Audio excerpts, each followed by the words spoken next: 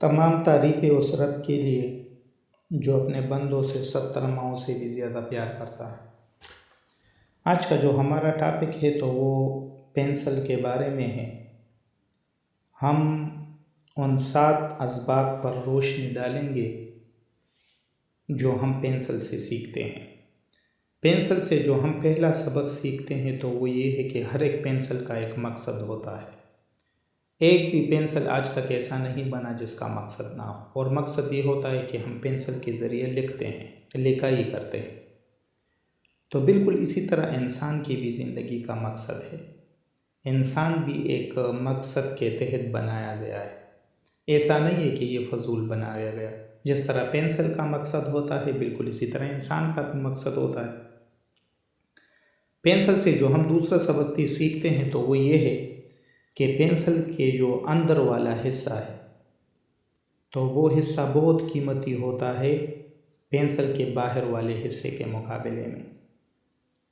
यानी बाहर वाला हिस्सा तो सिर्फ सपोर्ट के लिए होता है, जो अंदर वाले हिस्से की हिफाजत करती है। बिल्कुल इसी तरह जो है इंसान का जो कीमती हिस्सा है तो वो अंदर है, यानी वो रूह है, और बाहर जो हिस्सा है ये तो सिर्फ बॉडी है और ये इतना कीमती नहीं है, बल्कि इसका मकसद जो है ये सिर्फ अंदर वाले हिस्से की हिफाजत करना है। तो हमें चाहिए कि हम अंदर वाले हिस्से पर बहुत ज़्यादा फोकस करें। अगर आज के दौर में हम देखें तो हर एक बंदा जो है अपने बाहर वाले हिस्से पर फोकस कर रहा है, हालांकि असल हिस्सा जो है वो अंदर है। तो हमें रूह पर काम करना चाहिए। पेंसिल से जो हम तीसरा सबक सीखते हैं तो वो ये है कि पेंसिल आखिरी वक्त तक काम करता है। यानी मतलब ये है कि अगर पेंसिल जैसे ही हम ख़रीदते हैं तो वो उसकी जब निब जो है वो लिखना बंद कर दे या जब निब टूट जाए तो वो आहिस्ता आहिस्ता पेंसिल छोटा होता रहता है। लेकिन पेंसिल जो है अपने आखिरी हिस्से तक अगर वो छोटे से छोटा भी रह जाए फिर भी वो लिखता है, लिखाई जो है वो बंद नहीं करता। बिल्कुल इसी तरह इंसान को भी जो है अपनी ज़िंदगी की आखिरी सांस तक जो है काम करना चाहिए, मेहनत करनी चाहिए। इस तरह नहीं कि एक इंसान कहता है कि मैंने 40 साल या 50 साल काम किया और इसके बाद मैं और काम नहीं करूँगा, बल्कि ऐसे चाहिए कि ये और ज़्यादा मेहनत करे, काम करे, बल्कि आखिरी सांस तक जो है ये मेहनत करे।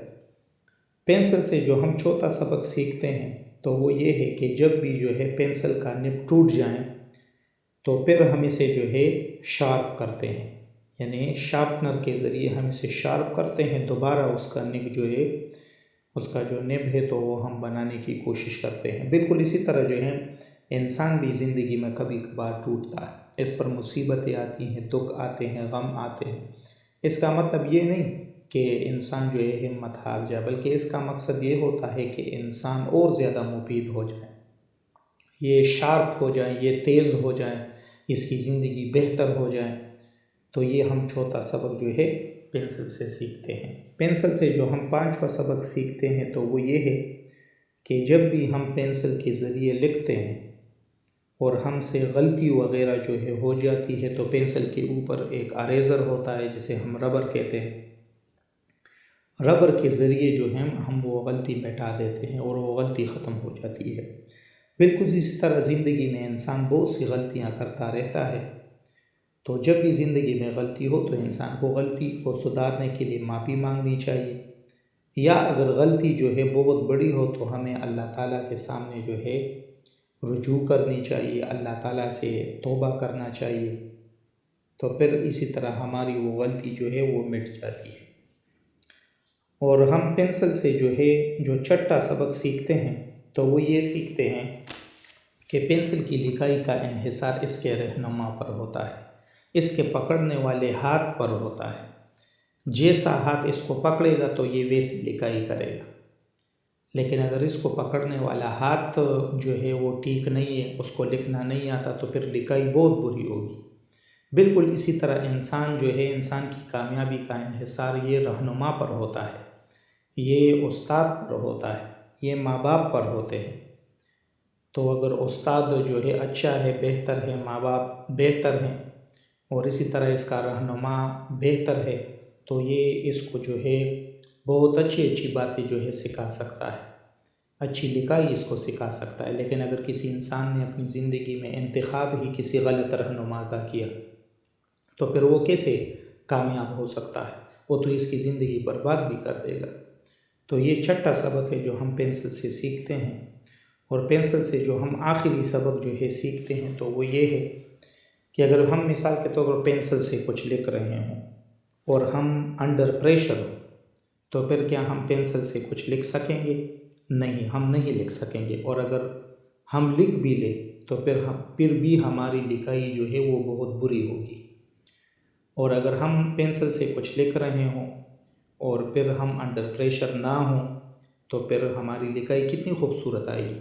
बिल्कुल इसी तरह इंसान जब ज़िंदगी में अंडर प्रेशर हो और वो कोई काम करता है तो फिर वो काम सही तरीके से नहीं हो पाता।